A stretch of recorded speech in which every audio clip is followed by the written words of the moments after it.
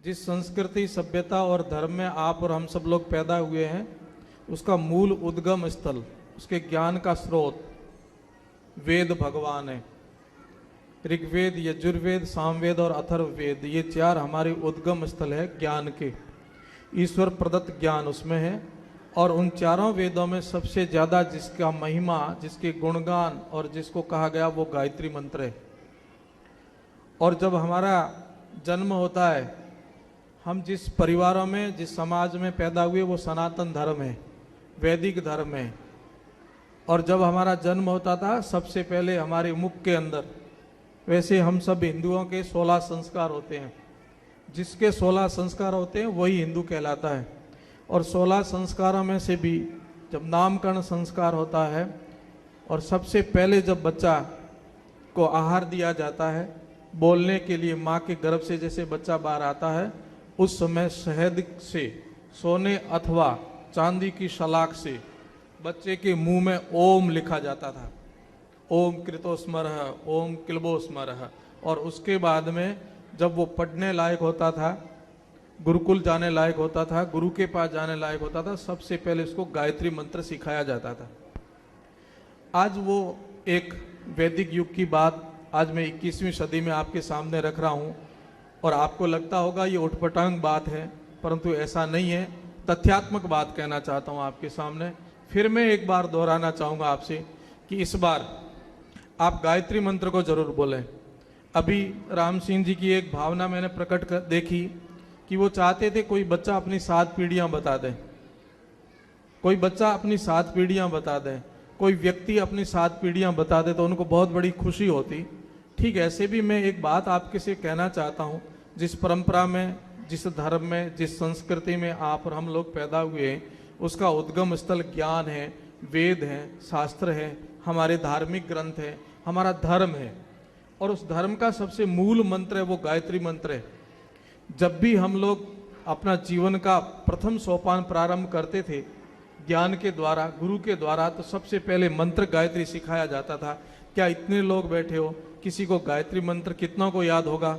आप लोग सोचिए, कितनों को गायत्री मंत्र याद है? शायद ही बहुत कम लोग होंगे भाग्यशाली जिन्होंने गायत्री मंत्र को याद किया होगा। बाकी गिनती में 2-4 हाथ खड़े हो सकते हैं, इससे ज़्यादा नहीं हो सकता। परंतु मैं ये कहना चाहता हूँ कि भले देर आओ दुरुस्त आओ, पर आपके मन के अंदर एक श्रद्धा होनी चाहिए अपने धर्म के प्रति।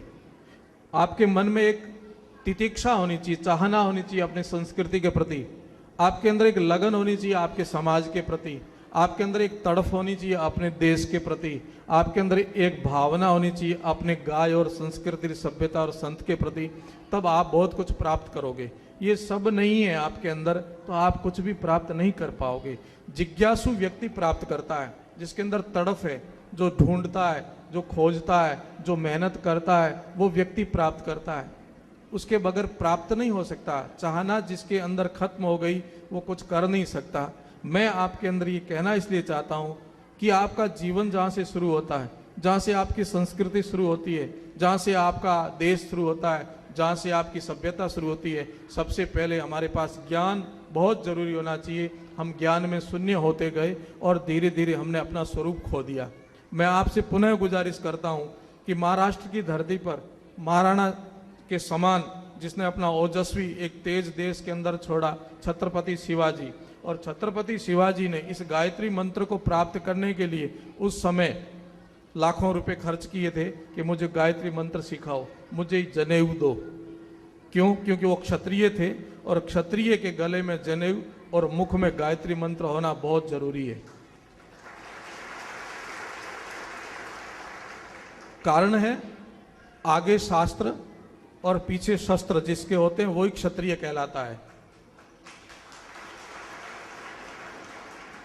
जिसके अंदर ज्ञान होगा वो न्याय प्रिय होगा, जिसके अंदर ज्ञान होगा वो समझदार होगा, जिसके अंदर ज्ञान होगा वो सबको लेके चलने की क्षमता रखता होगा, जिसके अंदर ज्ञान होगा वो उन्नति करेगा, और जिसके पास ज्ञान नहीं हो वो कुछ भी नहीं करेगा।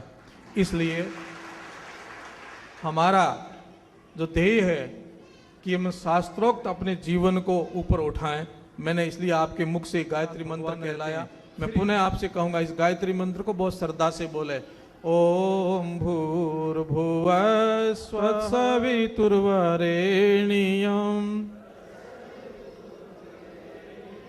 भर्गो देवस्य धीमहि धियो यो नः प्रचोदयात्।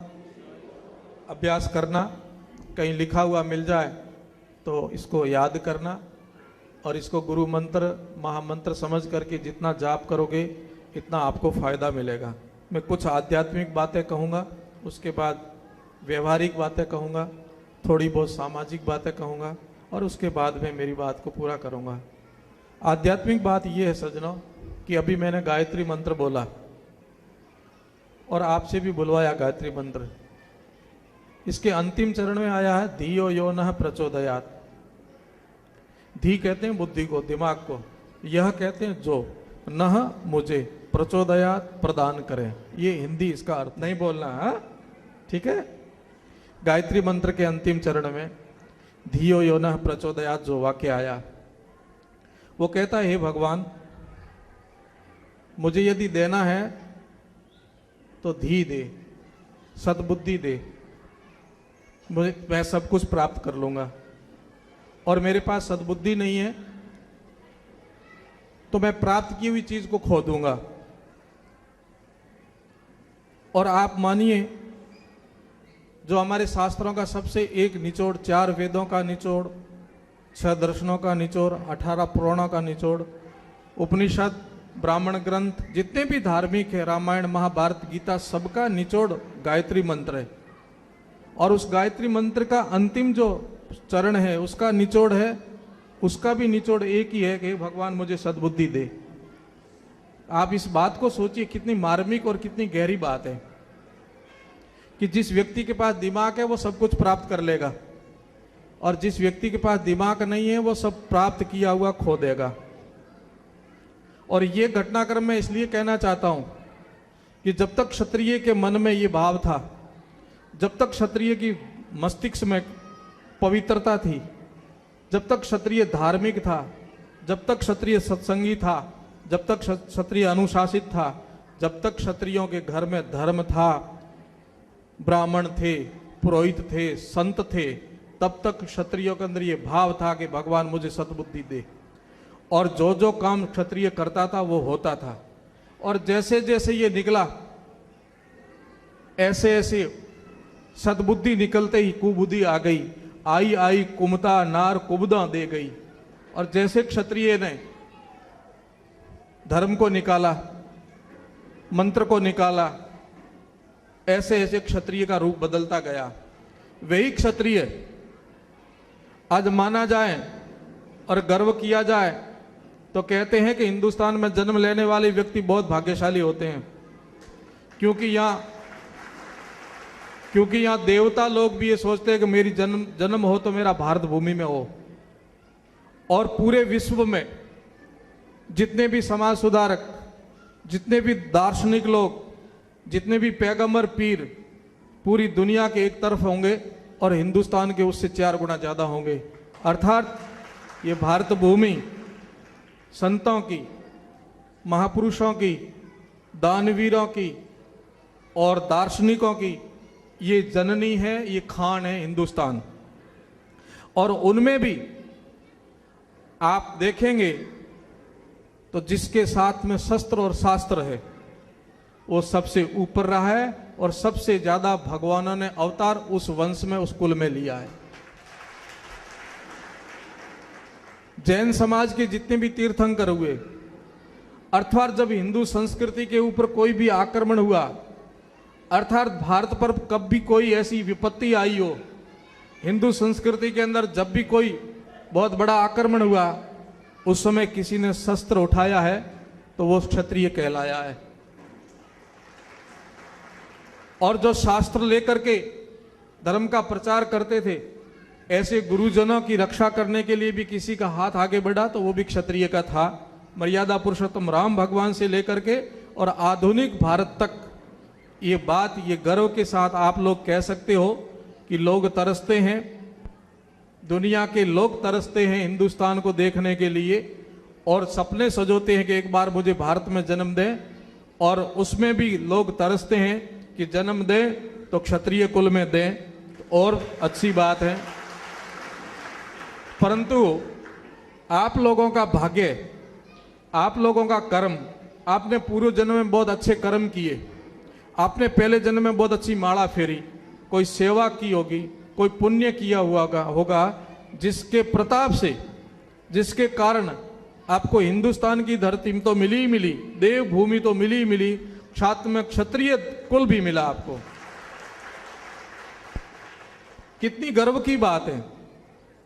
अब यदि हिंदुस्तान के इतिहास के अंदर विश्व के इतिहास में से हिंदुस्तान का इतिहास निकाल दें तो विश्व के सामने कोई पढ़ने लायक चीज नहीं रहती है। और ऐसे ही हिंदुस्तान के इतिहास में से राजस्थान का इतिहास निकाल दो तो पीछे हिंदुस्तान में भी कुछ नहीं बचता है। और राजस्थान का इतिहास तो राजपूताना से ही शुरू होता है, अर्थात राजपूतों का इतिहास राजस्थान से निकाल दो तो राजस्थान में भी कुछ भी नहीं बचता है। इतना गरिमामय आपका इतिहास, पूरी मानव संस्कृति को, सभी मनुष्यों की रक्षा करने वाला जो व्यक्ति, जो समाज, उस समाज में आपको जन्म मिला। इससे बड़ा आपका भाग्य क्या होगा और इससे बड़ा आपको गर्व क्या होगा। कभी भी कोई घटनाक्रम चला हो विश्व के अंदर, आप लोगों ने इतिहास उठा करके देखा हो और पढ़ा हो, तो राजपूत के समान कोई सूरवीर नहीं हुआ, राजपूत के समान कोई दानवीर भी नहीं हुआ, राजपूत के समान सेवक भी नहीं हुआ, और राजपूत के समान कोई संत भी नहीं हुआ है। क्षत्रियाणा का उदाहरण देखें तो पुरुषों से भी ज्यादा कोई भी समाज की क्षत्रियाणिया के रूप में किसी भी महिला ने इतना बड़ा इतिहास नहीं दोहराया कि अपने पति को युद्ध में भेजने के लिए वो तिलक लगा करके उनको भेजती थी और साथ में भेंट अपना सिर चढ़ा करके देती थी। जब जरूरत पड़ती थी तो खुद क्षत्रियाणियां तलवारें उठा करके मैदान के अंदर धर्म, गाय, संस्कृति और सभ्यता के लिए अपना बलिदान देती थी। ऐसी जननियां, ऐसी कोख, ऐसी माताएं और बहनें इस हिंदू संस्कृति की जो पोषक है वो क्षत्रियाणियां आपकी माताएं और बहनें, उनको भी मैं सलाम करते हैं और उनको भी अभिनंदन करते हैं। बच्चे से लेकर के बड़े तक का इतिहास है। यदि क्षत्रिय का बच्चा 5 और 7 और 8 साल का भी हुआ है, उसने भी शेर को ललकारा है। क्यों भारत का नाम भारत पड़ा है? कौन था भारत? कौन था भरत? वो भरत क्षत्रिय था जिसने शेर के सामने भी अपनी एक प्रतिष्ठा स्थापित करके और इस हिंदुस्तान का नाम भारत रखा दिया। वो भी तो क्षत्रिय का पुत्र था। महाराणा प्रताप, शिवाजी, दुर्गादास, किन किन राजपूतों के, उन महापुरुषों के नाम लेकर के आज हमारी छाती चौड़ी नहीं हो जाती, जिनके बारे में सुनते ही रोंगटे खड़े हो जाते हैं और सबके हृदय में हिलोरे लेता है वो क्षात्र धर्म और वो राजपूती का रंग अपने आप उबाल लेने लग जाता है उनके नाम सुनने से ही। और काश उस समय यदि आप और हम हुए ही भी होंगे और आज महाराणा प्रताप हमारे बीच में होता तो ये स्थितियां नहीं बनती। एक बच्ची कविता बोल रही थी, मुझे बहुत सुनने में आनंद आ रहा था, और उसने अंग्रेजी में कुछ वाक्य भी कहा था। शायद मैं इतना नहीं समझ पाया अंग्रेजी, परंतु उसका भाव था अकबर और महाराणा प्रताप की तुलना के अंदर जो भी वो बच्ची कह रही थी, मुझे भी लग रहा था कि क्या पढ़ाया जा रहा है आज हिंदुस्तान के अंदर से राजपूतों का इतिहास निकाल देते हैं धीरे धीरे। क्योंकि एक समय ऐसा आया, ये देश पर आक्रमण हुए, आज नहीं हुए। इस संस्कृति और सभ्यता को तोड़ने के लिए बहुत बड़ी योजना बनी, और सबसे बड़ा जो घटनाक्रम हमारी हिंदुओं का पतन, हिंदू संस्कृति का पतन और राजपूतों का पतन शुरू हुआ महाभारत के समय से हुआ है। जब से महाभारत युद्ध हुआ उसके बाद में वर्ण संकरों की एक फौज आई और हम भी वर्ण संकरों के समान अपने रूप को प्रस्तुत करने लग गए। ये शेरों की औलाद हो, खून कभी बदलता नहीं है, पर जैसे जिसे पात्र में डालोगे ऐसा ऐसा खून दिखता जरूर है। डीएनए टेस्ट कराओगे तो हजारों करोड़ों साल पहले वही डीएनए बोलेगा कि आप उनके वंशज हो।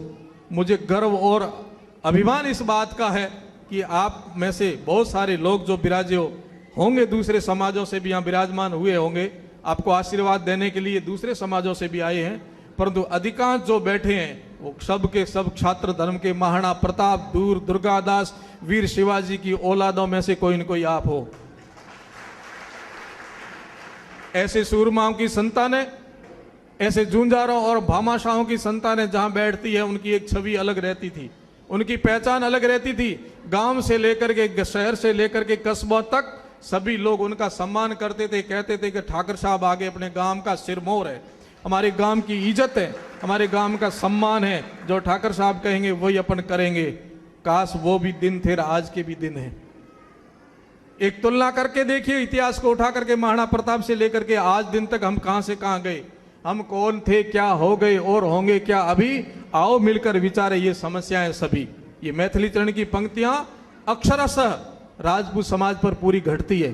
कौन थे, क्या हो गए और क्या होंगे अभी। आओ मिलकर करके ये समस्या विचारे सभी। कौन थे इतने महान कि दुनिया में से आपका इतिहास निकालने के बाद कोई इतिहास नहीं रहता।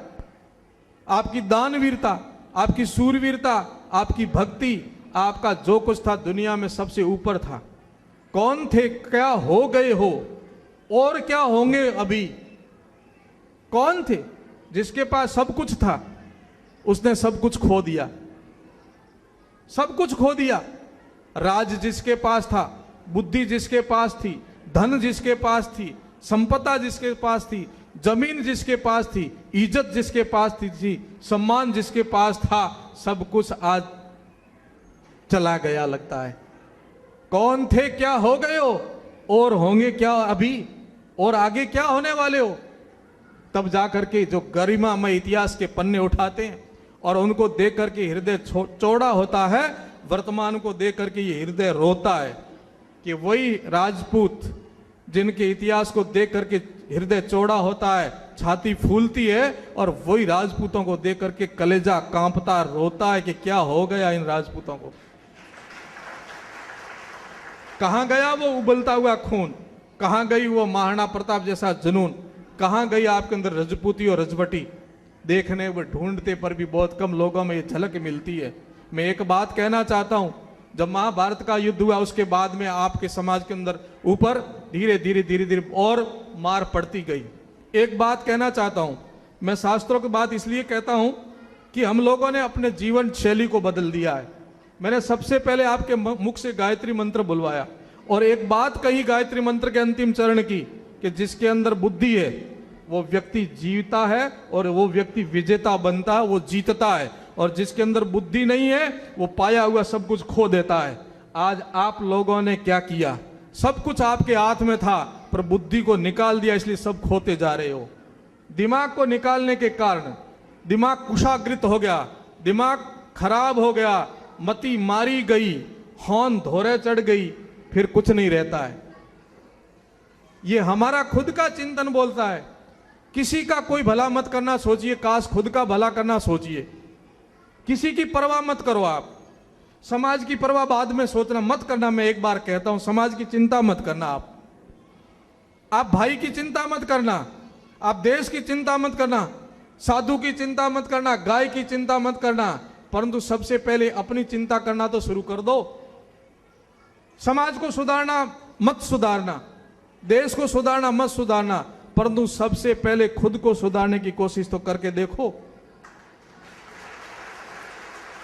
हम खुद नहीं सुधरे, हम खुद नहीं सुधरे तो समाज नहीं सुधरेगा, हम खुद नहीं सुधरे तो देश नहीं सुधरेगा, हम खुद नहीं सुधरे तो कोई नहीं सुधरेगा। आज हम दूसरों पर सब कुछ सुधारवाद की बातें डालते हैं और खुद कुछ भी आचरण में नहीं करते हैं, तो ढाक के तीन पात वही रहेंगे, जो हम हैं वैसे ही रहेंगे।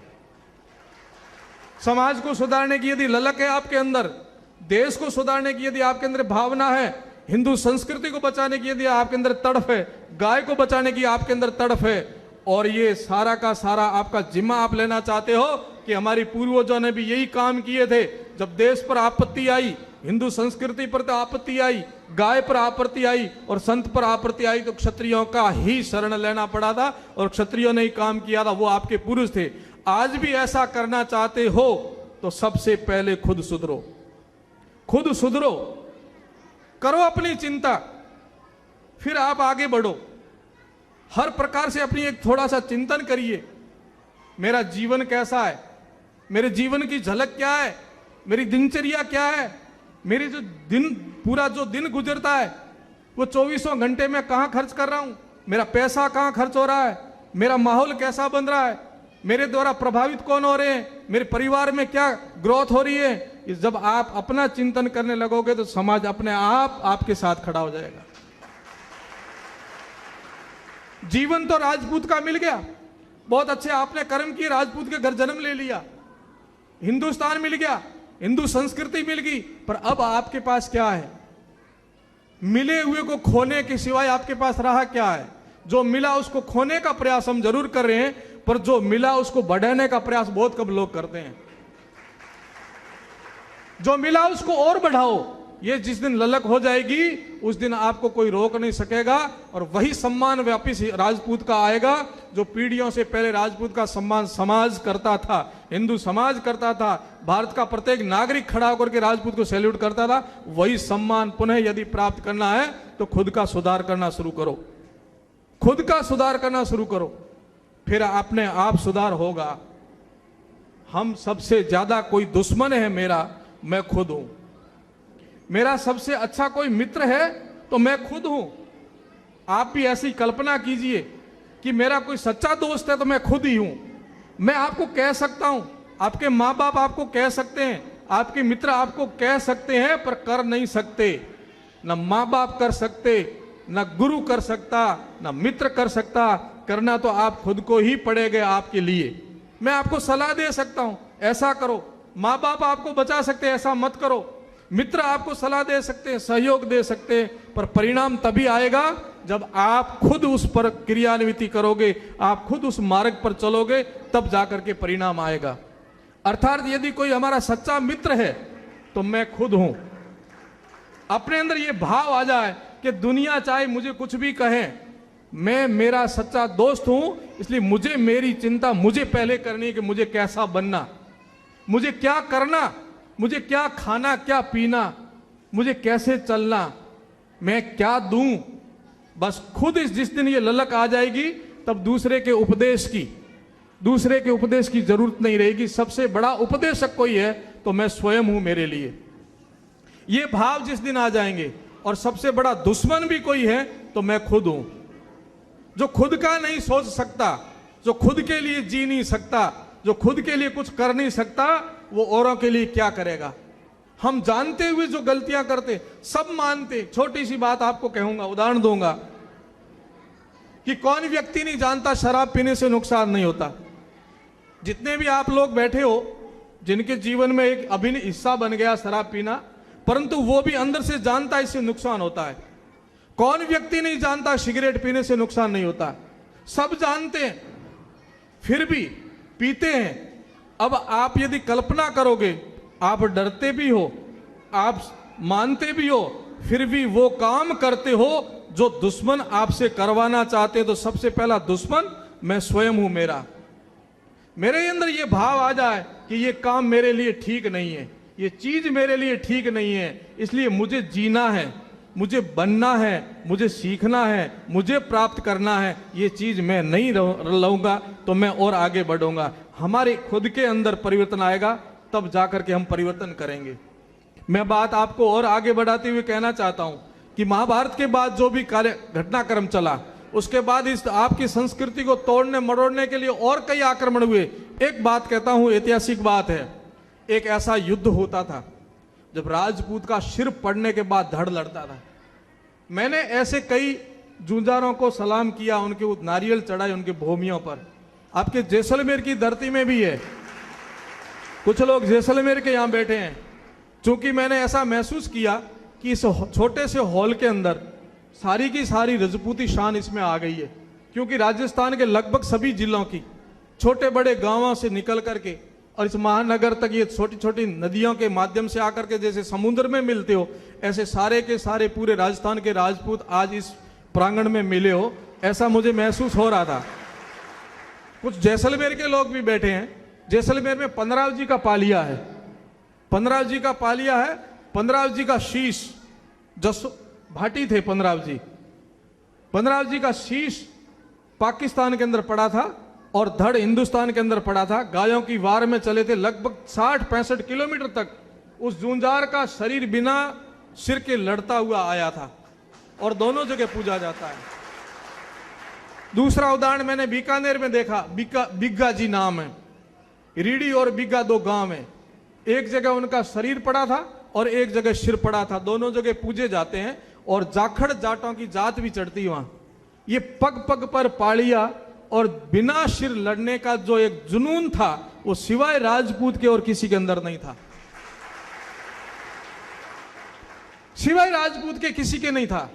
मैं इसलिए नहीं कह रहा हूं कि आप लोग यहां सामने क्षत्रिय बैठे हो, पर हकीकत जो है वो मैं आपको कह रहा हूं कि ऐसा जुनून आपके अंदर था जिसको देख करके दुनिया सब डोलती थी। और किसी ने सपना सजाया कि मैं विश्व विजेता बनूंगा, तो सबसे पहले समस्या जो खड़ी होती थी, जब तक हिंदुस्तान में राजपूती है, जब तक हिंदुस्तान में क्षत्रिय है, तब तक हिंदुस्तान को जीत नहीं सकते आप।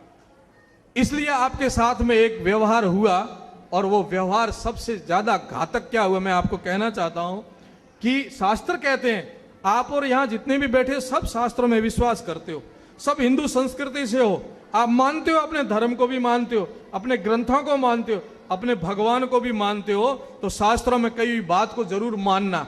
शास्त्रों में कहा है कि जैसा खाए अन्न ऐसा बने मन, यह सत्य बात है। और सबसे पहले कोई शास्त्र पढ़ने जाता था गुरुकुल में, तो सबसे पहले उसको कहता कि आहार शुद्धि, पहले आहार शुद्ध करो, खाना पीना शुद्ध करो, उसके बाद में जैसा खाए अन्न ऐसा बने मन। आप इस बात को नोट करना, जैसा खाए अन्न ऐसा बने मन, और जैसा होगा मन ऐसे आएंगे विचार, आएंगे ना, जैसा मन होगा ऐसे विचार आएंगे, और जैसे विचार आएंगे ऐसा हम काम करेंगे, और जैसा काम करेंगे ऐसा परिणाम आएगा। जैसा काम करेंगे ऐसा परिणाम है। शुरुआत कहां से गड़बड़ हुई कि जैसा खाएं अन्न ऐसा बने मन। ये सब क्षत्रिय लोग जिसके मुख में गायत्री मंत्र था, आगे शास्त्र थे और पीछे शस्त्र थे, उनके मुख के अंदर मांस डाला गया, उनको राक्षस बनाया गया। वहां से एक बहुत व्यू रचना के साथ में इनको राक्षस बनाओ, इनका खाना पीना शुद्ध करो, तब ये जब लड़ेंगे, सिर कटने के बाद लड़ने की इनके अंदर क्षमता नहीं रहेगी। और अपने इतिहास का पन्ना उठा के देखना, जिस क्षत्रिय का सिर पड़ने के बाद धड़ लड़ता था, उसके ऊपर गुड़ी के छांटे डाले जाते थे। गुड़ी जानते हो ना, नील, जिससे इसका शरीर ठंडा पड़ जाए। वो राक्षसी पहनावा, वो राक्षसी वेशभूषा आज हमारे घरों तक आ गई है। आज हम शौक से पहनते हैं गुड़ी को, और यहां तक कि राजस्थान सरकार में तो बच्चों की ड्रेसें ही गुड़ी वर्णी बना दी। एक समय था जब हम लोग स्कूलों में पढ़ते थे, तब हमारी खाकी ड्रेस थी, यहां शोल्डर लगे हुए थे, पैंट के शोल्डर लगे हुए थे, और बच्चा जैसे ही घर से निकल करके स्कूल की तरफ जाता था, उसके अंदर भाव आता था, मैं भारत का एक छोटा सैनिक हूं, मैं एक भारत का छोटा सैनिक हूं। और राजपूत के बच्चे के अंदर तो तब ललक रहती थी कि मैं सेना में ही भर्ती हो जाऊंगा। आज सभी को गुड़ी वर्णी कपड़े पहना दिए, क्या सैनिक का भाव ही खत्म कर दिया। मैं बात आपको खाने पीने की बात कर रहा था। सजनों, जिस आदमी का खान पान शुद्ध नहीं है वो कोई प्राप्त नहीं कर सकता, ये शास्त्र कहते हैं, मैं नहीं कहता हूं। शास्त्र कहते हैं जैसा खाओगे अन्न ऐसा मन बनेगा। आपके साथ धोखा किया गया।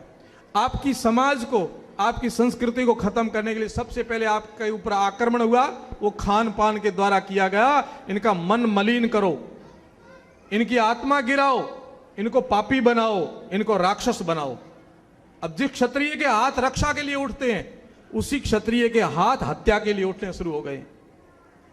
कौन जीव ऐसा है जो मरते समय दुआ देगा? कौन सा जीव है? गेटा, बकरा, पाडा, मुर्गा, कोई भी जीव मरते समय ये कभी नहीं कहेगा कि तेरा भगवान भला करे, मुझे मुक्ति दी। वो पहला प्रयास तो करेगा, बचने की कोशिश करेगा, और अंततः तड़पता तड़पता हमें बद्दुआ दे के जाएगा, तेरा सत्यानाश होगा।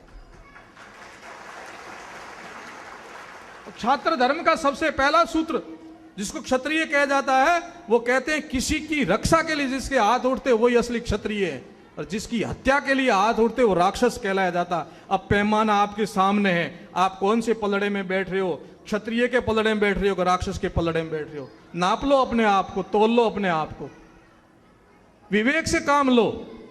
और जिस दिन हाथ उठे क्षत्रिय, सिर पर चोट पड़ती है तो हाथ आगे आते हैं, पेट पर चोट पड़ती है तो भी हाथ आगे आते हैं, और पैरों में भी चोट पड़ती है तो हाथ आगे आते हैं।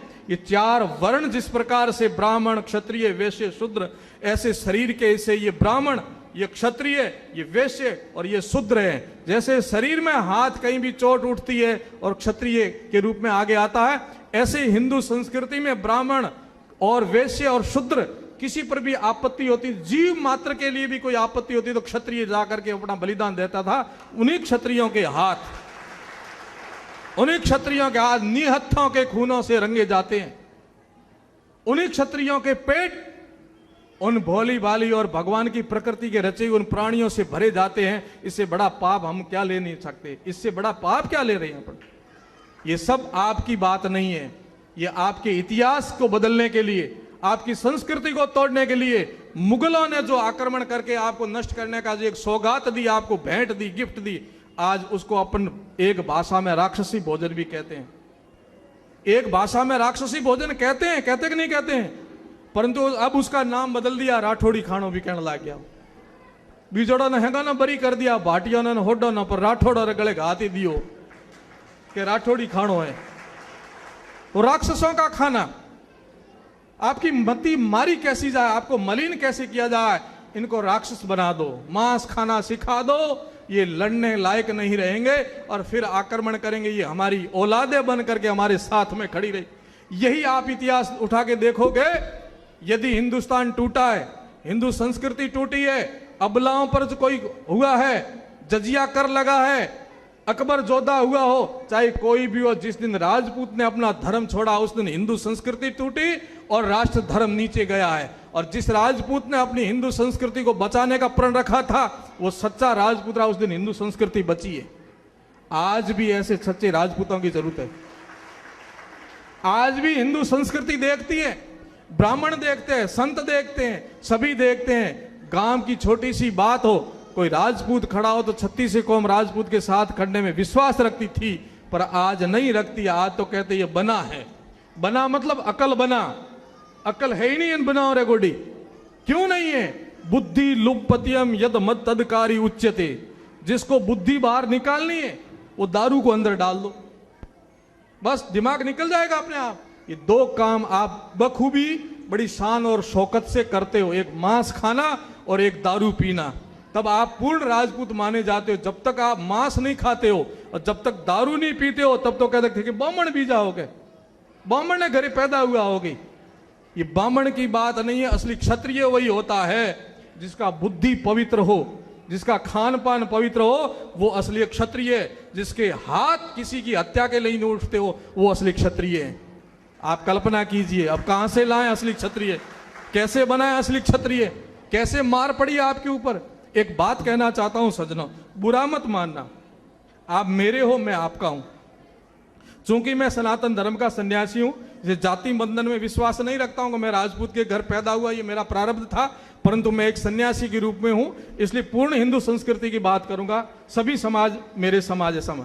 आप मेरे हो मैं आपका हूं, ना किसी एरिया से बंधा हुआ हूं, ना किसी जिले से बंधा हुआ हूं, ना किसी जात से बंधा हुआ हूं। मैं सनातन धर्म का सन्यासी हूं, आप मेरे भक्त हो। मैं आपको कहना यह चाहता हूं कि आप लोग कितनी बिना मति की बात करते हो, बुरा मत मानना इस बात को। एक आदरणीय राम सिंह जी और सम्मानित मन से भी निवेदन सुन तो रहे हैं, फिर भी उनके नाम से संबोधन करके कहना चाहता हूं। मांस 3 प्रकार से मिलता है मार्केट में, मांस 3 प्रकार से मिलता है। एक झटके का मांस, एक हलाल किया हुआ मांस और एक अपने आप मरा हुआ पशु मांस। तीनों ही मांस की श्रेणी में आते कि नहीं आते हैं? अपने आप मरता है, अथवा झटके से मारते हो, अथवा हलाल करके मारते हो।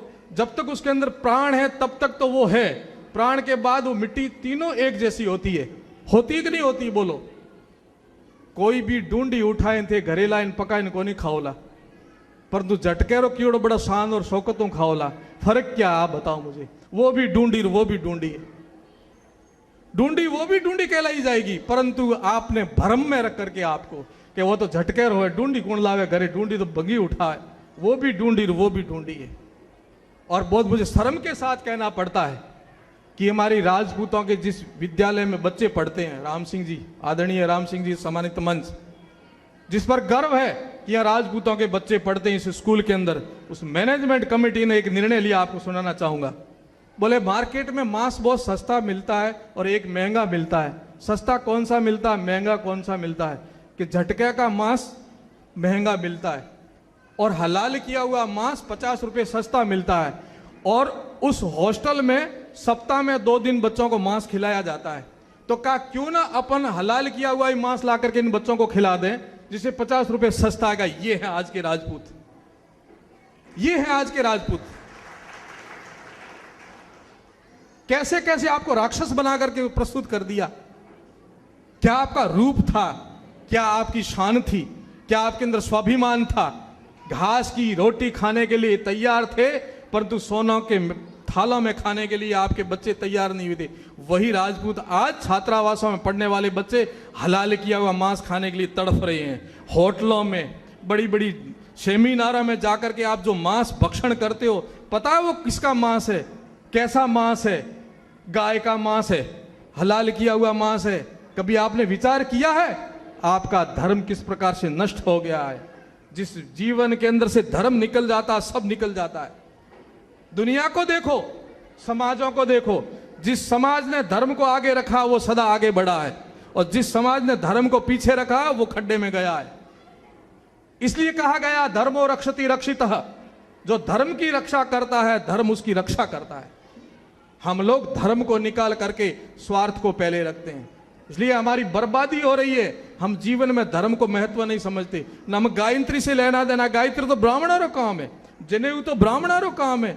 अरे ये शुद्ध खाना पीना तो ब्राह्मणों का काम है, हम तो राजपूत है, राठौड़ी खाना खाएंगे। वहीं हमारी मति मारी गई, वहीं हम नीचे आ गए। आप इस धरातल पर जाकर के सोचो, आज दुनिया के अंदर आप ही नहीं हो मांस खाने वाले। 9 अरब की जनसंख्या इस दुनिया की, उसमें से 80% लोग मांस खाते हैं, 80% मांस खाते हैं। और ये लोग, आप तर्क दोगे महाराज आप मांस के लिए हमें कहते हो, दुनिया के 80% लोग मांस खाते हैं फिर भी मस्त रहते हैं, आगे बढ़ते हैं। उनको मैं उत्तर देना चाहता हूं। दूसरा, जो लोग कहते हैं कि जीवो जीवस्य भक्षणम, जीव जीव का भक्षण करते कोई पाप नहीं लगता, उनको मैं एक उत्तर देना चाहता हूं। मित्रों, पहला तो उदाहरण ये है कि मांस मनुष्य का भोजन है ही नहीं। कैसे नहीं है, मैं आपको एक बात कहना चाहता हूं। जितने भी प्राणी भगवान ने मांस खाने के लिए बनाए, जो भी नास्तिक रूप में तार्किक लोग, जो तर्क पर आधार पर आप बैठे सुनना चाहते हो, जितने भी प्राणी भगवान ने मांस खाने के लिए बनाए हैं, वो सबके सब प्राणी जन्म के समय आंखें बंद पैदा होते हैं। आप एक एक को देख लीजिए, कुत्ता, शेर, चीता, बिल्ली, गीदड़, शियार, जितने भी मांसाहारी प्राणी हैं वो सबके सब आंखें बंद पैदा होते हैं। और जितने शाकाहारी प्राणी हैं, वो चाहे हाथी से लेकर के बकरी तक, घोड़ा, ऊंट, मनुष्य, सबके सब जन्म के समय आंखें खुली पैदा होते हैं कि नहीं होते? आप बताओ, होते हैं कि नहीं होते हैं? ये पहला फर्क है। कुदरत ने, प्रकृति ने, भगवान ने आपको मांस खाने के लिए नहीं बनाया। दूसरा उदाहरण, जितने भी मांसाहारी प्राणी हैं वो सब के सब तीखे दांत लेके पैदा होते हैं, तीखे दांत होते हैं उनके। और जितने शाकाहारी प्राणी हैं उनके किसी के तीखे दांत नहीं होते हैं। जितने मांसाहारी प्राणी उन सबके नाखून भी तीखे होते हैं। कुत्ता, शेर, चीता, बिल्ली, सबके तीखे नाखून होंगे। और जितने भी शाकाहारी हैं, आपके मेरे देख लो चपटे हैं, घोड़े के चपटे, ऊंट के चपटे, बकरी के चपटे, भेड़ के चपटे, जितने शाकाहारी प्राणी हैं सबके सबके नाखून चपटे होंगे। और जितने मांसाहारी प्राणी हैं वे सब जीभ से पानी पीते हैं, जीभ से। लकल आपने देखा होगा ना, जीभ से पानी पीते। और जितने शाकाहारी प्राणी हैं सब होठों से पानी पीते हैं। जितने मांसाहारी प्राणी हैं उनकी सबकी जठरा अग्नि अलग है, वो सीधा मांस अंदर पचा सकते हैं। और आप और हम, आप लोग जो लोग मांस खाते हैं, वे लोग सीधा मांस खा नहीं सकते, मर जाओगे। आपको कोई न कोई संसाधन लेना पड़ता है। इसलिए कुदरत ने, प्रकृति ने आपको मांस खाने के लिए बनाया भी नहीं, फिर भी आप उस जमात में जा रहे हो। थोड़ा विचार करो। और दूसरा, पाप कैसा करते हो आप? आडंबर, धोखा आपके साथ बहुत। मैं आपको दोष नहीं देना चाहता हूं, आपके साथ छलावा किया गया, आपकी संस्कृति को तोड़ने के लिए, आपके धर्म को नष्ट करने के लिए आपके साथ बहुत बड़ा धोखा किया गया। और तो और आपके देवी देवताओं को नहीं छोड़ा। अब आपको यदि इस रास्ते पर लाना था तो जोग माया को बकरा चढ़ाओ, भैरू जी ने बकरो चढ़ाओ, भौमिया जी ने बकरो चढ़ाओ, उन्नी आड़ में थाने मौस खोलाने तरीको ढूंढियो। अब मेरी भी देवी कुल देवी है, मेरी देवी कुलदेवी नागणीचिया है, हिंगड़ाज माता है। और मैं ये दावे के साथ कह सकता हूं, मैं स्वरूप नारियल, जिन्हें अभी लीलो नारियल कहा, स्वरूप नारियल ले जान माता जी रे चरणों में राख, और मैं वो आशीर्वाद प्राप्त कर सकता हूं जो आप बकरे को चढ़ा के नहीं कर सकते। तो क्यों नहीं आप लोग भी स्वरूप नारियल को चढ़ा करके मां का आशीर्वाद ले नहीं सकते क्या? परंतु आपके साथ धर्म को किस प्रकार से घुसेड़ करके आपके जीवन को नष्ट कैसे किया जाए, ये विदेशियों की चाल थी, और उसमें आप और हम सब बर्बाद हो गए। कल्पना कीजिए, माता जी की मंदिर की प्रतिष्ठा होती है, अभी पंडित जी यहां खड़े थे, किसी भी माता जी की, किसी भी देवी देवता का मंदिर की प्रतिष्ठा होती है तो वहां यज्ञ करते हैं कि नहीं करते हैं? बोलो, यज्ञ करते हैं कि नहीं करते हैं? उसके बाद में मूर्ति की प्रतिष्ठा होती है, उस मूर्ति के सामने और यज्ञ में चमड़े का पहना हुआ बेल्ट, चमड़े की पहनी हुई चीज भी आपको पंडित ले जाने नहीं देंगे, कहेंगे पहले इसको उतारो, फिर यज्ञ में बैठो और मूर्ति में फिर प्राण प्रतिष्ठा होगी। वहां किसी को ले जाने देते हैं? चमड़े तक को वर्जित है, और वहां मरा हुआ मृत पशु आप ले जाकर के चढ़ाओगे तो मां कोप करेगी, आशीर्वाद नहीं देगी। और सबसे बड़ी विडंबना मैं आपको कहना चाहता हूं कि सभी देवताओं का मुख कौन? सभी देवताओं का मुख कौन है? सभी देवताओं को भोग प्रसाद लगाने वाला कोई देवता है तो वो अग्नि देवता है। सभी देवताओं को भोजन देने वाला कोई देवता है तो वो अग्नि देवता है। और अग्नि देवता का निवास कहां है आपके लोगों के? अग्नि देवता का निवास आपके रसोई घर में है ना, आपके घर रसोई घर में अग्नि देवता का निवास आपके घर में है। और उसी अग्नि देवता के निवास पर आप मृत मरा हुआ डूंडी ले जाके चढ़ाओगे तो वो अग्नि देवता प्रसन्न होगा क्या? नहीं होगा। समझो इस बात को, निकालो अपने दिमाग में से कि जो मांस खाता वही राजपूत होता है।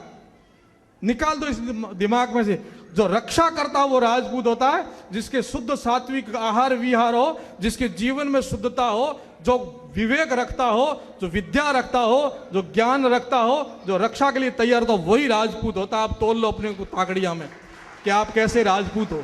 केवल मात्र राजपूत के घर जन्म लेने से राजपूत इस बार नहीं हो। आपने पहले जन्म में बहुत अच्छे काम किए थे, आपने बहुत अच्छा धर्म किया था, आपने बहुत अच्छा पुण्य किया था, जिसका प्रताप है कि आप राजपूत के घर पैदा हुए हो। अब इससे अच्छे बनना चाहते हो तो पुनः राजपूत के कर्म करो, भगवान आपको इससे भी अच्छा जन्म देगा।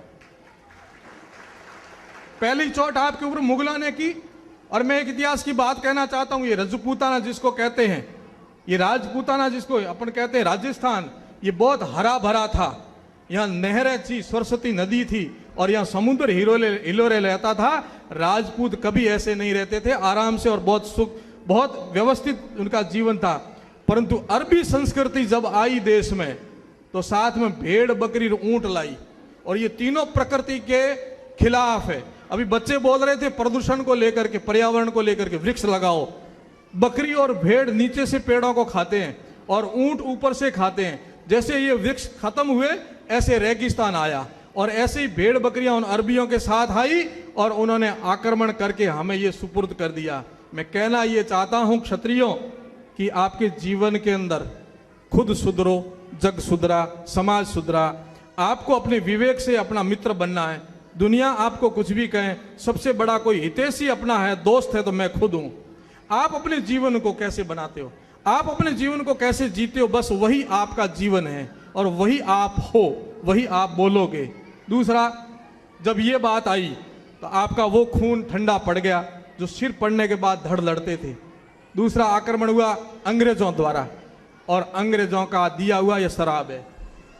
हुक्का, बीड़ी और मांस ये मुगलों की देन है, और शराब जो है वो अंग्रेजों की देन है। वो ठंडे प्रदेश के लोग जहाँ टॉनिक के रूप में, औषध के रूप में इसका उपयोग करते थे, और उन्होंने कहा कि इनको मारना, इनको खत्म करना है तो इनको ये आदत डाल दो, और वही हुआ।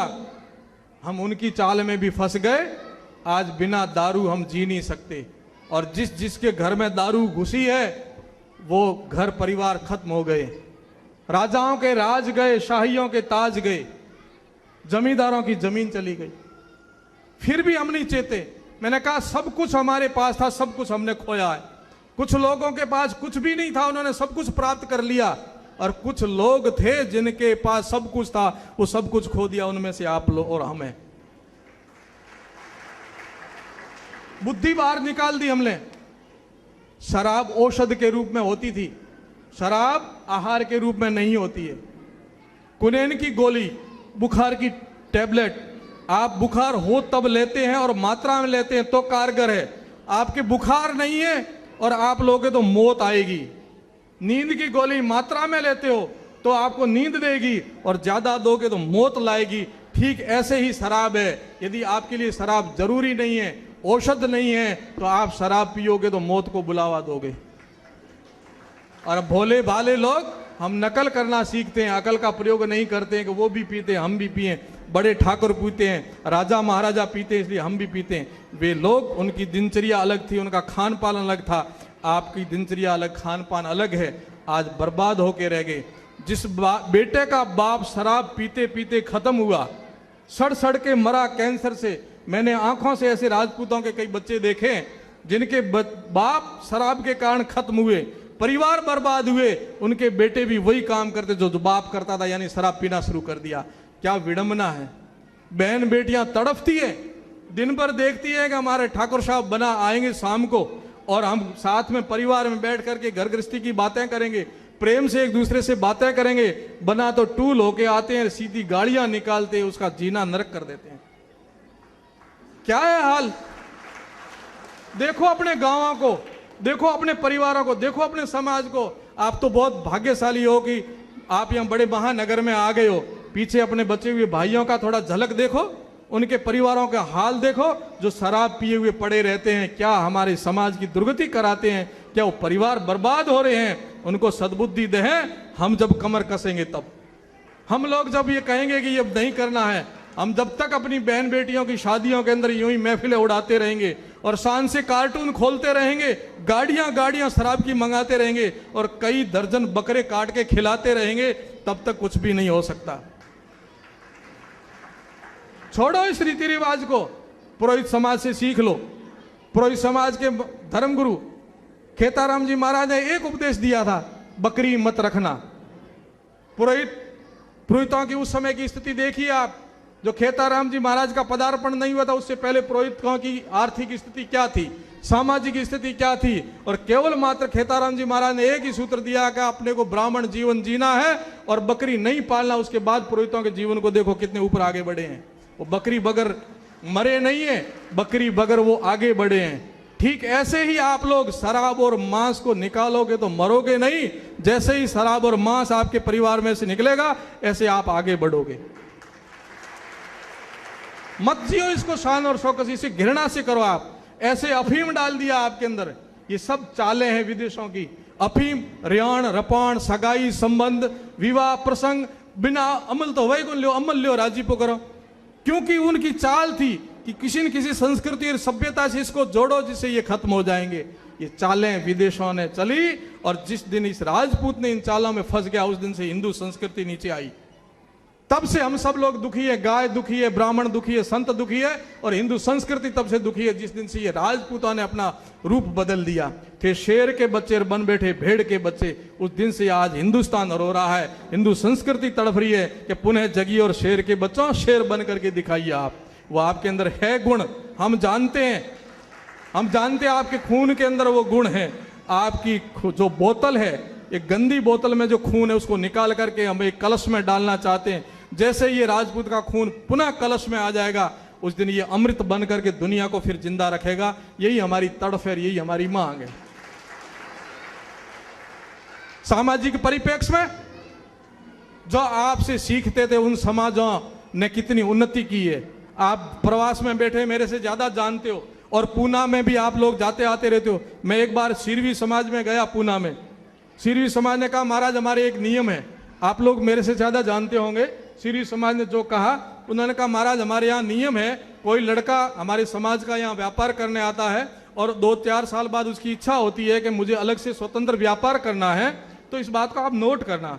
तो वो लोग एक अपना सामाजिक फंड बना रखा है, उसमें से उसको लोन देते हैं कि चल तेरा जो मनपसंद धंधा वो कर, ये समाज की तरफ से लोन है। और कुछ शर्तें हैं कि इतनी इतनी किस्तों में ऐसे चुकाएगा, नहीं चुकाएगा तो तेरे को 7 पीढ़ी तक भी हम कोई समाज का फिर लोन नहीं देंगे।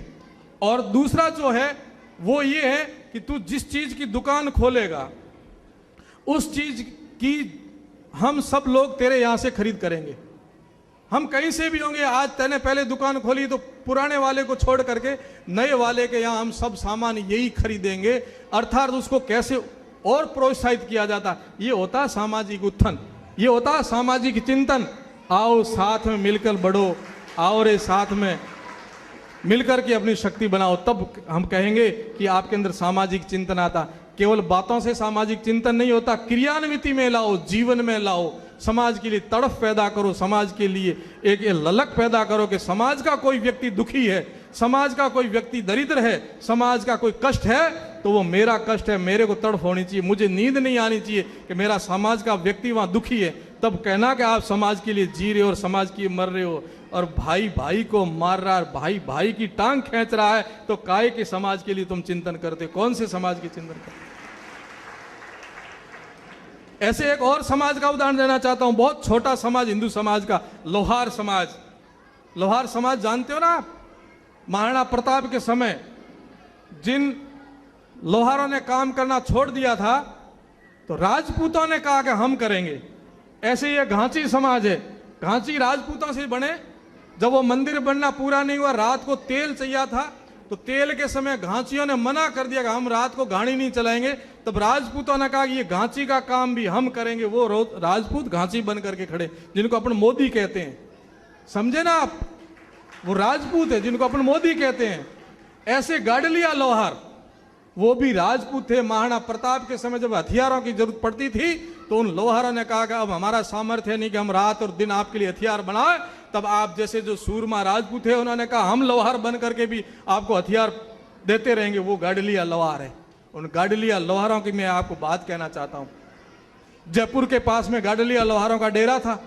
बहन बेटियां बड़ी हो गई, शादी ब्याह था, 2-4 बच्चियों के शादी का प्रसंग बना, पर साथ में साधन कुछ नहीं। ये हकीकत बात है, जो व्यवस्थित व्यवहारिक बात है। कोई साधन नहीं, पैसे भी नहीं, तो अब क्या किया जाए? मेहमान आए, उनकी सेवा कैसे करेंगे?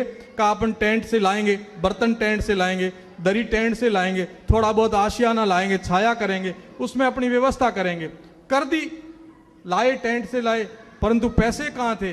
तो समाज के कुछ लोग गडलिया लोहार के बैठ के बहुत दुखी होकर के सोचने लगे कि आज मेरी घर में ये शादी हुई है, कल आपके घर में भी शादी होगी, परसों उसके घर में शादी होगी, हमेशा अपने को दुखी होना पड़ता। आज ये बर्तन लाओ, वो लाओ, पैसे नहीं है, कर्जा करो। तो एक योजना आई एक जवान के अंदर, कितनी काबिले तारीफ योजना आई। उसने कहा अपन सब लोग बीड़ी पीते हैं। देखा है ना लोहार लोग जो धोखने पर बैठते हैं, बीड़ी मुंह में अधिकांश रखते हैं। बीड़ी पीते हैं कि नहीं पीते? तो एक जवान ने एक सुझाव दिया कि अपन जो बीड़ी पीते हैं तो बंडल में से पहली बीड़ी समाज के लिए निकाल करके रख दो। क्या कहा कि बंडल में से एक बीड़ी समाज के लिए निकाल के रख दो। तो ऐसे 1000 व्यक्तियों ने किया। पहले तो मना किया कि ऐसे कोई हो सकता है क्या, और एक बीड़ी से समाज का क्या उत्थान हो जाएगा, समाज का क्या भला हो जाएगा। परंतु कहा करके तो देखो अपना क्या बिगड़ता है। 25 बीड़ी में से एक बीड़ी समाज की निकाली तो क्या फर्क पड़ेगा। जैसे बंडल खुला और एक व्यक्ति ने एक समाज की बीड़ी निकाली, ऐसे करते करते 1000 व्यक्तियों ने यह संकल्प लिया, दिन में 1000 बीड़ी निकलनी शुरू हो गई। एक बंडल में से 2 बंडल खुलते थे तो 2000, 3 बंडल खुलते तो 3000। तकरीबन कहना यह चाहता हूं कि 12 महीना बाद, यह सच्ची घटना बता रहा हूं मैं, 12 महीना बाद उन बीड़ियों को बेच करके वही समाज जो टेंट में पैसे चुकाने में असमर्थ था, वो खुद का भवन खड़ा कर दिया, खुद के बर्तन ले आए उन बीड़ियों के माध्यम से। ये होता है सामाजिक चिंतन, ये होती है समाज की तड़फ। वो जीते हैं समाज के लिए, वो करते हैं समाज के लिए। आपके पास सब कुछ है फिर भी कुछ नहीं दिखता। मुझे दुख और पीड़ा के साथ कहना पड़ता है कि आपके पास पुश्तैदी संपत्ति भी आपके पास सबसे ज्यादा होगी। खानदानी आप हो, खानदानियों के पास पुश्तैदी परंपरागत भी संपत्ति, धन, सोना, जमीन, दूसरों की अपेक्षा आपके पास सब कुछ ज्यादा है और था, फिर भी आपके पास कुछ भी नहीं किया। ऐसे किया ही नहीं अभी तक, ऐसे करना सीखा ही नहीं, ऐसे करना ही सीखा है। समाज के लिए ऐसे करो, धर्म के लिए ऐसे करो, गाय के लिए ऐसे करो, तो भगवान आपके ऊपर ऐसे करेगा। और जब तक ऐसे करोगे तब तक ऐसे ही रहोगे। कहां समाज के लिए आपने किया है? मैं छोटी छोटी बातों क्या कहना चाहता, जो आपके अंदर तड़फ है वही मैं बताना चाहता हूं। आज किसी भी समाज के अंदर विपत्ति आती है, चाहे इलेक्शनों का दौर चलता हो, इलेक्शनों के अंदर किसी भी समाज का घासी समाज का हो, चाहे पुरोहित समाज का हो, चाहे जाट समाज का हो, चाहे जैन समाज का हो, कोई भी व्यक्ति खड़ा होता है तो अधिकांश समाज उसके साथ में दिखता है। और राजपूत समाज का मुझे दुख के साथ कहना पड़ता है, ये कुछ लोग रिकॉर्डिंग भी कर रहे होंगे, कुछ लोग इसकी प्रतिक्रिया करेंगे, परंतु पहली बात तो राजपूत को खड़ा होने में भी दिक्कत आएगी, क्योंकि वहां राजपूत ही दुश्मन बन करके खड़े हो जाएंगे। जहां जहां ऐसा लगता है कि यहां राजपूत निकल सकता है, जी सकता है, वहां एक राजपूत के 10 राजपूत दुश्मन बन के खड़े हो जाएंगे। और उन सब के अंदर ये होता है कि ये नहीं होता तो टिकट मुझे मिल जाती, ये मर जाए, ये बर्बाद हो जाए, ये लंगड़ा हो जाए तो ये टिकट मिल जाए। अर्थात 9 भाई मेरे सब मर जाए, मैं एक जिंदा रह जाऊं। ये गुण राजपूत का गुण नहीं है, ये सामाजिक चिंतन नहीं है। तो भाव ये आ जाए कि हम सब दावेदारी में तो बरोबर हैं, हम हकदार बरोबर हैं, पर टिकट जिसको मिल गई उसके हम सब साथ में होंगे। उस दिन कहेंगे कि आपने सामाजिक चिंतन शुरू कर दिया है। अब तो बगावत के स्वर उठते हैं, जब किसी राजपूत को टिकट मिलती है तो सामने भी बगावत में राजपूत खड़ा होता है। ये सामाजिक चिंतन नहीं है। और चंदे की बात आती है, जब राजपूत कोई भी कैंडिडेट खड़ा होता है, प्रत्याशी खड़ा होता है, तो खुद की जेब के करोड़ों रुपए खर्च करने पड़ते हैं। और मुझे गर्व के साथ कहना है, हिंदू समाज के ऐसे समाज है जिसके समाज का कोई बच्चा खड़ा हो जाता है, निर्धन गरीब योग्य है, तो वो समाज उनको करोड़ों रुपए से जिताती भी है और करोड़ों रुपए उसके लिए बचा भी देती है। चाहे पुरोहित समाज हो, चाहे घासी समाज हो, चाहे कड़बी समाज हो, जिनका भी प्रत्याशी खड़ा होता है, समाज उसको तन मन धन से सहयोग देता है। ऐसा ही जिस दिन आप लोग भी अपने समाज के लिए सोचोगे, तब मैं कहूंगा कि आप सामाजिक चिंतन करने लगे हो। जब तक आपके दिमाग के अंदर ये नहीं है अपना क्या लेना देना, वो जाने उसका कर्म जाने, तब तक आप सामाजिक चिंतन में जीरो हो। सीखो उनसे, और समाजों से भी सीखो। छोटे छोटे समाज हिंदू समाज के कितने आदर्श समाज बन गए हैं, और आप हिंदू समाज का इतना बड़ा समाज था, वो आज किस पतन पर और किस राह पर जा रहे, कौन थे, क्या हो गए और होंगे क्या अभी। विचारों समस्याएं सभी। आज हिंदू संस्कृति का जो गर्व है और इस बात का जो दम है वो राजपूतों में जरूर लगता है, परंतु आज के राजपूत को देख करके ये लगता है कि कब ये जगेगा, कब ये मोड़ लेगा। आप लोगों को अपने स्वाभिमान को और अपने उस क्षात्र धर्म को पुनः स्थापित करने के लिए आप खुद को जगना पड़ेगा। आपके समाज के लिए चिंतन और कोई समाज दूसरे समाजों वाले नहीं करेंगे। आपके भवन सिरवी समाज, कड़बी समाज, पुरोहित समाज बनान थाना को देने के ठाकरों एले थाना में भवन बना दो थे बिराजो। देगा कोई? किराए पर ले सकते हो उनके भवन को, परंतु खुद का तो खुद को ही बनाना पड़ेगा। इसलिए सामाजिक चिंतन करना है तो समाज के लिए सोचो कि कितना समाज के लिए हम लोग त्याग करते हैं, कितना समाज के लिए चिंतन करते हैं, कितना समय देते हैं समाज के लिए, तब आपका समाज बढ़ेगा। गर्व भले करो जिस समाज में पैदा हुए, पर इस समाज का उत्थान करना है तो खुद को जगना पड़ेगा, खुद को कदम उठाना पड़ेगा। आप लोग उठें, आगे बढ़ें। और वर्तमान परिप्रेक्ष्य में आपका धन क्या है? आप लोग विदेश आए हो, प्रदेश धरती में आए हो और यहां धन उपार्जन कर रहे हो, पैसे। बहुत खुशी होती है जब आपकी उन्नति देखते हैं, आपके भवन देखते हैं, आपका व्यापार व्यवसाय देख करके हमें बहुत खुशी होती है, परंतु शंका एक तड़फाती रहती है और सदा डराती रहती है कि ये धन कमाने वालों की औलादे कहां जाएगी, ये कहां जाएगी। ये बहुत जरूरी बात है। आप लोगों ने दुख देख करके पैसा कमाया, घर परिवार दूर देश में आकर के मेहनत मजदूरी करके इज्जत सम्मान पैसा मकान बनाया है, परंतु आपका असली धन आपके ये बच्चे हैं। पूत सपूत तो क्यों धन संचय, पूत कपूत तो क्यों धन संचय। बस एक टारगेट होना चाहिए कि असली क्षत्रिय पैदा हो मेरे घर के अंदर, और मेरी इज्जत मेरे परिवार की, मेरे समाज की, मेरे क्षेत्र की इज्जत है ये मेरे बच्चे हैं। ये बच्चे जिस गली में से निकले कहेंगे फलाने के परिवार के बच्चे, इनसे सीखो, इनके संस्कारों को देखो, इनकी भाषा को देखो, इनकी वेशभूषा को देखो, इनके व्यवहार को देखो। अलग से झलकना चाहिए कि राजपूत का बच्चा है। नटियों जैसा व्यवहार, क्या राजपूत कहेंगे उनको? कैसे उनके कपड़े हैं, कैसे उनके बाल हैं, कैसा उनका खान पान है, क्या उनकी भाषा में झलक रहा है? बचो, वहां से बचो। वो आपका मूल धन है, उसको बचाओ। पैसे कमाना बहुत बड़ी बात नहीं है।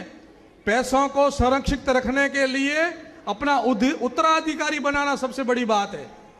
अपनी औलादें हैं वो संस्कारित बनाना बहुत बड़ी बात है। पैसे कमाना बहुत बड़ी बात नहीं है। अपनी औलादों को ऐसा बनाओ जिसने ये सोचा है कि मेरे बच्चे आदर्श हो, मेरे समाज का रूपक हो, वो व्यक्ति वास्तव में सच्चा गृहस्थी है। और जिसने यूं ही जनसंख्या पैदा करके समाज को और देश को दे दी, वो पाप किया है। समाज को रतन दो, समाज को हीरे दो, समाज को आदर्श दो। और आप गृहस्थ में भी इसलिए गए थे, ये वंश बेल बढ़ाने गए थे। किस लिए गए हो आप लोग? किस लिए गए हो गृहस्थ में? भोग के लिए नहीं है। शास्त्र ये कहता है भोग के लिए गृहस्थ नहीं है, त्याग के लिए गृहस्थ है। और सबसे बड़ी बात है वंश वृद्धि के लिए गृहस्थ है। वंशरी बेल बढ़नी चाहिए। एक बात कहना चाहता हूं, वंश की बेल के अमृत जैसे फल लगते हैं तो खा करके तृप्त होते हैं। अपने सब राजस्थान के अधिकांश है, बरसाड़े में अपने खेतों में कालिंग मतीरो जिन्हें कहा मतीरेरी बेल हो है, तरबूज कहते हैं, मतीरा कहते हैं, कालिंग भी कहते हैं। उसके पास में एक और थी ते तुम्बा। वो क्या आता? तुम्बा नहीं तो गड़ूंबा जिसको कहते हैं, इंद्रायण कहते हैं संस्कृत में, खारा होता है। दोनों बेलों के पत्ते एक जैसे होते हैं, तांतने एक जैसे होते हैं। जब तक फल नहीं लगता तब तक पहचान नहीं कर सकते ये तुम्बे की बेल है या मतीरे की बेल है। अब होता क्या है कि जो मतीरे की बेल है उसका तांतना तुम्बे की बेल के ऊपर चढ़ जाता है, और गाय या कोई पशु उसको कचर दे तो दोनों मिक्स हो जाता है, ब्रीड हो जाता है, और फिर उसके जो फल लगता है उसको ते तुम्बा कहते हैं। वो तुम्बा नहीं होता, वो मतीरा भी नहीं होता, कालिंग भी नहीं, वो ते तुम्बा होता है, एक बीच की नस्ल। वो दिखने में कालिंग जैसा होगा और खाने में खारा जहर होगा। इसलिए जो आपकी अमृत रूपी बेल के ऊपर वो तुम्बे की बेल चढ़ जाई और फिर ते तुम्बे लगे तो कितने खारे होंगे। आज ये हो रहा है। 21वीं सदी और पाश्चात्य संस्कृति ने हमारे को तोड़ मरोड़ के रख दिया।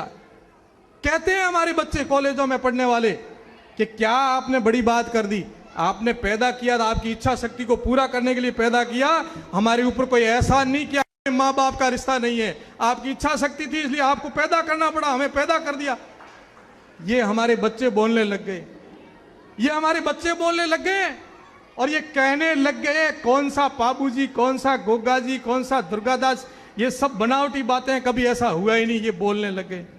ये तो आपने भी सुना होगा, कौन राम, कैसा राम, कौन कृष्ण, कैसा हनुमान, कैसा नल, कैसा नील, ये कोई हुए ही नहीं, ये कपोल कल्पित बातें।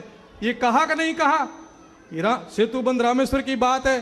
बीच में बहुत बड़ा प्रकरण चला था कि यहाँ ये सेतुबंध है जो रामेश्वर बंध है, इसको तोड़ा जाए। तब अपन ने विरोध किया कि नहीं तोड़ा जाए। तब वही जो लोग बैठे हैं सत्ता में और जो हिंदुओं के परिवार में पैदा होते हैं, मैं किन किन के नाम लूं आप सब जानते हो, उन सब ने ये कहा था कि सिद्ध करो कि राम थे, सिद्ध करो कि नल नील किसी यूनिवर्सिटी में पढ़े हुए डिग्रीधारी थे। उन्होंने 9 दिन में ऐसा पुल कैसे बना दिया। धिक्कार है उन लोगों को जो हिंदू संस्कृति और हिंदू के घर में पैदा होकर के हिंदू संस्कृति को नहीं पालते। काश आप भी सावधान हो जाओ।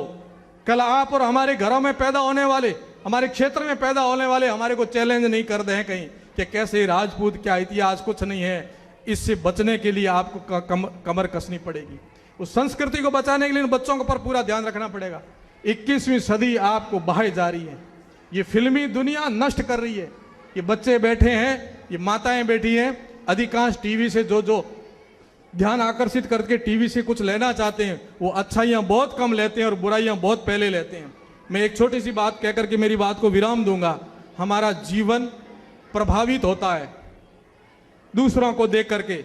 साधु के जीवन से प्रभावित होते हैं, हमारे समाज के आदर्श पुरुषों को देख करके हमारा जीवन प्रभावित होता है, और हमारे समाज, जो हिंदू समाज अथवा हिंदुस्तान के टॉप मोस्ट जिनको मानते हैं, उनके जीवन को देख करके भी हमारे ये बच्चे सब प्रभावित होते हैं।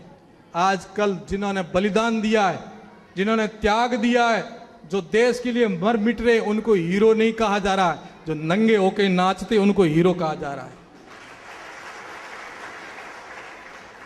उनको हीरो कहा जा रहा है।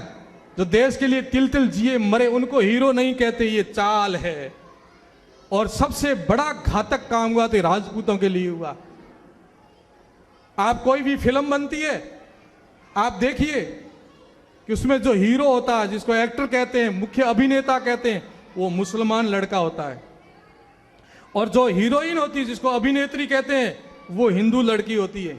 और जिस फिल्म में प्रेम स्टोरी बनाई जाती है उसमें यही अधिकांश होते, एक्टर मुसलमान होगा और एक्टरानी हिंदू लड़की होगी, फिर उनके संबंध हो जाएंगे और वो जो है संदेश आम बच्चों में पड़ता है। और आप देखना, नवाब पटौदी से लेकर के आमिर खान तक के एक्टरों को सभी ने हिंदू लड़कियों से विवाह किया है, सभी ने हिंदू लड़कियों से विवाह किया, और उसकी एक छाप पड़ती है आम लोगों पर कि हमारे हीरो जब इनसे करते हैं तो हमारी लड़कियां भी आकर्षित होती है। और इन मुगलों द्वारा चलाया हुआ लव जिहाद इस दुनिया में हिंदुस्तान की संस्कृति को बर्बाद कर रहा है। सावचेत हो जाओ आप लोग। आज मुझे चेन्नई की धरती में कहते हुए दुख और पीड़ा भी होती है कि इस हिंदुस्तान का जब नक्शा देखते हैं तो एक बार तो यूं लगता है कि वाह रे वाह, मेरा भगवान जन्म दिया तो इस भारत भूमि में दिया है, और जब वर्तमान हिंदुस्तान को देखते हैं तो बहुत दुख और पीड़ा होती है। ये हिंदुस्तान का नक्शा कैसा बन गया है, कैसा हिंदुस्तान। आप जिस प्रांत में जिस जगह बैठे हो, यहाँ क्या है, यहाँ प्रांतवाद है, यहाँ हिंदी को महत्व नहीं देंगे, कहेंगे हम हिंदुस्तानी हैं परंतु हिंदी को कोई महत्व नहीं है। यहाँ क्षेत्रीयवाद है। पूर्वांचल में जाओगे, आसाम, मणिपुर, मेघालय, नागालैंड, वहां एक और दूसरी रचना हो रही है देश के खिलाफ। देश को मैंने 4 हिस्सों में बांट करके देखा मेरी कल्पना से। एक आसाम, मेघालय, मणिपुर, मिजोरम, नागालैंड, उधर का देश सारा का सारा ईसाईयत की गिरेबान में आ गया है। वहां हिंदू भी गाय को खाते हैं, वहां हिंदू भी गाय को खाते हैं, और वो कोई इसको मानते नहीं कि हमने गाय खाई है। और वह हिंदू सारे के सारे अधिकांश ईसाई बन गए हैं। उससे निकल करके जब इस देश में आता हूं, इस कोने में तमिलनाडु, आंध्रा, केरल, तब यहां भी क्षेत्रवाद ने हिंदुस्तान को खत्म करने का एक बना रखा रूपरेखा। क्षेत्रवाद हावी हो गया है। और उससे निकल करके दिल्ली के आसपास, झारखंड, बिहार, उसके पास जाते हैं तब लगता है आतंकवाद, गुंडावाद देश को वो भी खोखला कर रहा है। उससे निकल करके राजस्थान की तरफ इधर आते हैं तो जातिवाद। इन चारों हिस्सों में जब देश को देखते हैं तब लगता है कि मोदी कैसे आएगा, कैसे हिंदू बचेगा, कैसे गाय बचेगी। खुलेआम गायों को काटी जाती है। ये हैदराबाद के अंदर ही ओवैसी ने क्या भाषण दिया है, वो बोलता है हिंजड़ों की औलादे हो तुम लोग। और उसने ठीक कहा, जिसके 1 अरब हिंदू लोग, जिसको गौ माता कहते हैं, और हिंदुस्तान की धरती पर खुलेआम खुले बाजार में जब गाय कटती है और खून बहता है तो ये 1 अरब हिंजड़ों की औलादी होगी। और क्या होगा, माँ के खबरदार है कोई अंगुली उठा के देख ले, माँ के आंचल को कोई छू के देख दे, बच्चे का खून खोलता है। तुम 1 अरब हिंदू, तुम्हारी गौ माता ऐसे भारत के अंदर काटी जाएगी तो कैसे हिंदू हो तुम लोग। कृष्ण की औलाद, राम की औलाद, जिन्होंने गाय को पूजा, आज उन्हीं की औलादों के सामने गाय को काट करके ऐसे खाएंगे। और ये हुआ है जहां 2% मुगल रहते हैं, मुसलमान। मैं सांप्रदायिक बात नहीं करता हूं पर तथ्यात्मक बात कहूंगा। जहां 2% मुसलमान रहते हैं वो हमारे साथ रहते हैं, कोऑपरेट करते हैं, बहुत मिलनसार रहते हैं। हम कहेंगे ऐसा करेंगे, 2 से 5% जैसे बनेंगे ऐसे वो अपनी मांगे रखेंगे, ये हमें भी मिलना चाहिए, ये हमें भी चाहिए। और 5 से जैसे 15% बनेंगे ऐसे वो ठोक करके लेंगे हमारे से, ये हमारे को दो, नहीं तो हम झगड़ा करेंगे, नहीं तो हम आपके खिलाफ खड़े होंगे। और 15 से 20% होते ही वो हमारी कोई परवाह नहीं करेंगे, अपने आप खोस लेंगे हमारे से। ऐसा हुआ है, कश्मीर में हुआ और केरल में हुआ है। अभी अभी अपने ताजी घटना यूपी के अंदर हुई है। ये सारे के सारे उदाहरण हैं। मैं आपको सांप्रदायिक भड़काव तो नहीं देना चाहता हूं, परंतु ये कहता हूं जो संस्कृति आपके पास है, जो सभ्यता आपके पास है, वह आपकी संतानों को बचाए रखो तो सुरक्षित रहेगी। और ये संतानें आपके हाथ से निकल गई तो थोड़े दिन हमारे घरों में ही मुसलमान पैदा होंगे और हमें घरों में ईसाई पैदा होंगे जो हिंदू संस्कृति के लिए घातक बन जाएंगे। जितने वो घातक नहीं है, इतने हमारे घरों में पैदा हुए हुए घातक हो जाएंगे। इसलिए आपको सोचना है, पैसे तो कमाने ही कमाने, परंतु धर्म को पहले रखना है। आप देखो, मुसलमानों से सीखो, वो धर्म को पहले रखते हैं फिर खुद को रखते हैं। वो पहले धर्म से काम करेंगे। मैं अभी बाहर जाके आया मुस्लिम देश में, मैंने देखा वहां का सिस्टम, पहले धर्म, उसूल, ईमान और फिर खुद। और हम यहाँ धर्म को बाहर फेंक देते फिर हम हम हैं फिर बाद में धर्म को लाएंगे, वो कभी भी नहीं हो सकता। पहले धर्म को रखो आप, जहाँ धर्म आगे होगा आपकी रक्षा होती जाएगी और आप आगे बढ़ते जाओ। जैसे धर्म को निकालोगे ऐसे आप कुछ भी नहीं रहोगे। इसलिए पहले रखो धर्म को, पहले रखो गायत्री मंत्र को, पहले रखो गौ माता को, पहले रखो हमारी देवी देवताओं को, पहले रखो हमारी संस्कृति को और फिर आप आगे बढ़ो। तो आपको कोई दुनिया में रोक नहीं सकता। और इन सबको निकाल दोगे उस दिन दुनिया में आप रुके हुए हो ही। आज जगना पड़ेगा पूरे हिंदू समाज को। और सबसे बड़ी जो आशा लगती है कोई बचाएगा, कोई बचाने आएगा। आज भी हम विश्वास रखते हैं कि राजपूतों के घर से निकल के कोई आएगा, कोई आएगा ब्राह्मण की रक्षा करने के लिए, शास्त्र की रक्षा करने के लिए, गाय की रक्षा करने के लिए, हिंदू संस्कृति की रक्षा करने के लिए, हिंदुस्तान की रक्षा करने के लिए। तो इन राजपूतों के घर से ही कोई निकलेगा महापुरुष। ऐसी आज भी हमारी अभिलाषा है। ऐसे ही मोदी है, मोदी राजपूत परिवार से निकले हुए हैं। वो मैंने आपको पहले ही बता दिया कि वो राजपूत है। आज आशा की किरण जगी है कि यदि हिंदुस्तान को बचाना है, अब तो देखो पहले इसका नाम था आर्यावर्त, उसके बाद बना हिंदुस्तान, उसके बाद बना भारत, और अब क्या बन गया? इंडिया। कोई अर्थ नहीं है इसका। और थोड़े दिनों में ये बिल्कुल प्री प्लान होगा राम सिंह जी कि तीनों नामों का, जैसे वंदे मातरम का विरोध होता है कि कोई वंदे मातरम नहीं बोलना, ऐसे थोड़े दिनों में विरोध होगा कि कोई हिंदुस्तान नहीं कहेंगे भारत को, कोई भारत को भारत नहीं कहेंगे, ओनली फॉर इंडिया इसका नाम रखा जाएगा। तब क्या होगा हमारे देश का हाल? ये हो रहा है। इसलिए जगो मेरे सपूतों, राजपूतों, क्षत्रियों और इन क्षत्राणियों से भी निवेदन करता हूं कि आपके घर के अंदर धर्म हो, आपकी कोख से पैदा होने वाला वो हीरो हो, जो वास्तव में हीरो हो, वो जीरो हीरो नहीं हो, जो नंगे नाचते और वो आदर्श बने। महाराणा प्रताप, शिवाजी, दुर्गादास क्षत्राणियों की कोख से पैदा हुए। आज भी हम चाहते हैं ऐसे सूरमा, सूरवीर, संत, सूर जो भी हैं आपकी कोख से ही पैदा होंगे। आप जिस दिन ऐसी संतानें देश को देने लग जाओगे, ऐसे समाज को संतानें देने लग जाओगे, तब हमारी चिंता दूर होगी। तब तक तो हम यही कहेंगे किम करामी क्वा गच्छामी क्वा धारी शैसी, क्या करूं, कहाँ जाऊं, कौन धारण करेगा। जिस दिन राजपूत के कोख से, राजपूत के घर से पुनः हमारा आदर्श उत्थान होगा, अब समय आ गया आप सब लोगों को अपने अपने धर्म को निभाने का। आप आपकी परिभाषाएं, आप आपके जीवन को आप अपने ढंग से ढाल लो। अपने जीवन को मुझे जीना है, चंद घड़ियां जो जीने के लिए मुझे मिली है और चंद क्षण मुझे राजपूत के घर जन्म लेने के लिए मिले, मैं बखूबी इस धर्म को निभाऊंगा और बखूबी राजपूत के रूप में जीऊंगा। ये आपके अंदर एक तड़फ होनी चाहिए। असली राजपूत बनकर के इस समाज के सामने आओ, असली राजपूत बनकर के इस धरती पर पुनः स्थापित हो। हमारी सबकी चिंताएं खत्म हो जाएगी। कोई संत दुखी नहीं रहेगा, कोई गाय दुखी नहीं रहेगी, कोई हिंदू संस्कृति दुखी नहीं रहेगा। जिस दिन राजपूत के खून में पुनः उबाल आ जाएगा, आइए हम सब मिल करके पुनः संकल्प लें कि ऐसे क्षत्रिय के घर पैदा हुए हैं तो असली क्षत्रिय बन करके ही जिएंगे। बस इन्हीं भावनाओं के साथ में आप सबको बहुत बहुत मैं बधाई देता हूँ। साथ आप सबको बहुत बहुत शुभकामनाएं। बोलिए भारत माता की, गौ माता की, सत्य सनातन धर्म की। बहुत बहुत धन्यवाद।